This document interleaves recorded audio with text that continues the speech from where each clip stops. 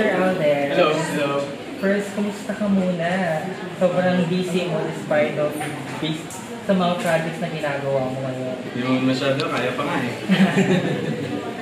I mean, hindi mo kasi nararamdaman yung pagod when you're inspired and motivated. So far, all the projects naman this 2023, very blessed naman ako dahil magaganda yung project sa atin. So grateful tayo sa And congratulations sa mga projects mo. Of course, what made you say yes na tanggapin ng proyekto ko? And what was your action na partner si Heaven? Well, first, I'm very much grateful to GMA for granting me an opportunity to work with Viva Independent. So this is a partnership of Myriad Corporation and Viva Films and Studio Viva. So parang we were granted by Boss Victor Rosario of mounting, creating the story, and at the same time, siya rin yung unang nagtiwala sa akin to direct this. And this is my first ever directorial project, kaya yun, I will not let this go to waste, kaya I'm very much happy na nag-grant to sa akin. Nandiyan ko na yan. Since this is your debut for this film, my question for you is, do you feel any pressure for this project? Yes, of course, definitely. Ganun naman, everyday tayo, we wake up to pressure. Pressure is our breakfast. Lang ng lahat ng tao. Kasi regardless if you're in the showbiz industry or in other field of work or anything that has to do with approvals, may pressure yun. So that's an inevitable feeling. Kaya part yun, but it's up to you on how you will use that pressure. Are you going to use it to in a negative way for you to feel low and unmotivated, or are you going to use that as a fuel for you to be able to use and create something that's needed from you by the people who trust you? Alden, ano yung style mo as a director na producer? More on micromanagement ka ba or macromanagement? Well, dito, sa directors muna, I have a very efficient team. Siyempre, dahil first ko to and I really haven't got the chance to study this formally and academically. So I had crash courses with the same people that with me here. And but yun kasi yung maganda eh, parang all the people involved in this production and with Viva granting us full control of the project. They let me say my piece muna. They let me say my suggestions first before, you know, they suggest ideas para at least in a way, without them knowing it, they're empowering me kasi na bibili din na data. You know, first, of course, I was an actor. No, I'm an actor turned director, so basically when we read scripts, and tayo, every one of us, all of us, when we read scripts, we create images in our head. We imagine the scenes.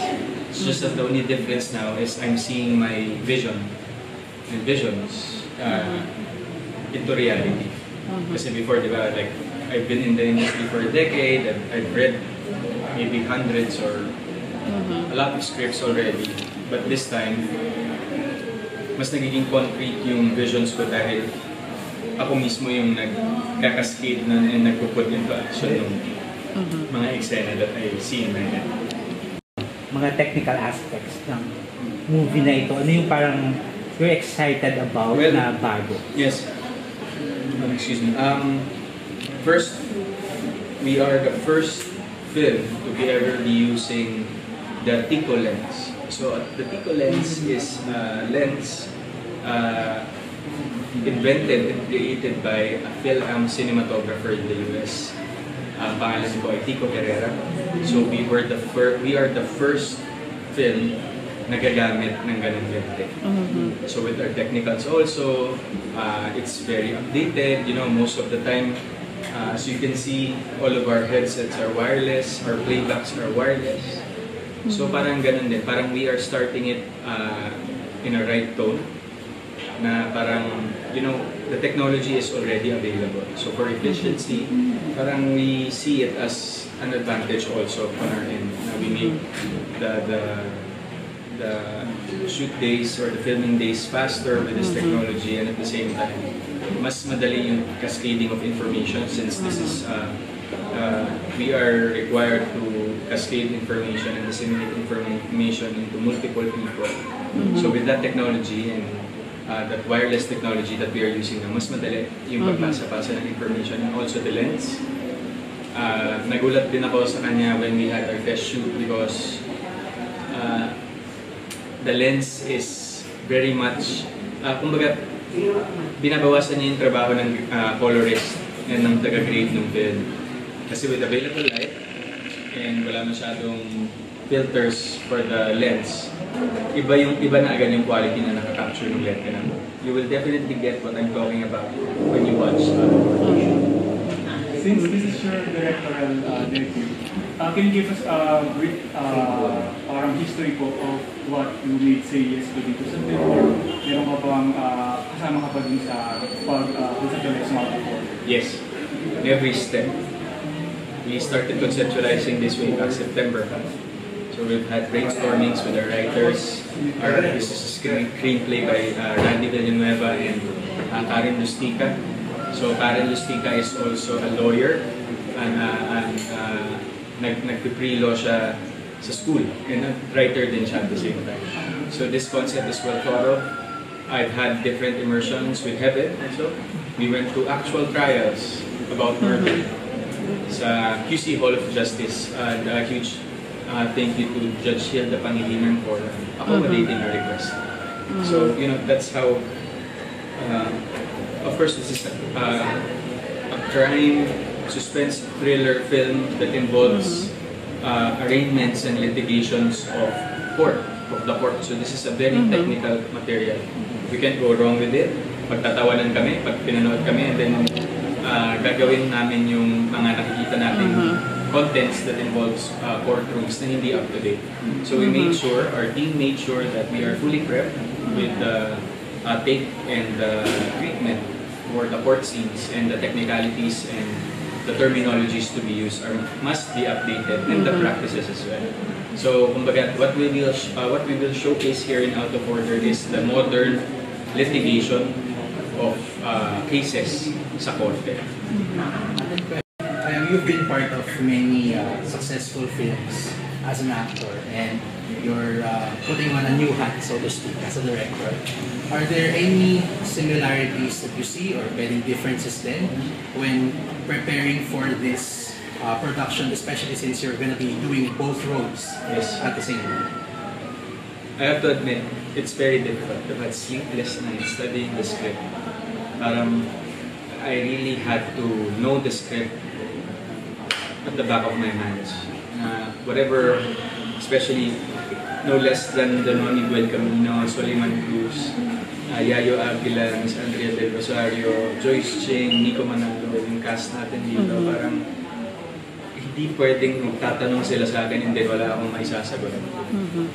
So ganun siya, ganun yung naging process ko. I read the script maybe 2-3 times. I read it as an actor to know the journey and the trajectory of Alex's characterizations. I read it as a director.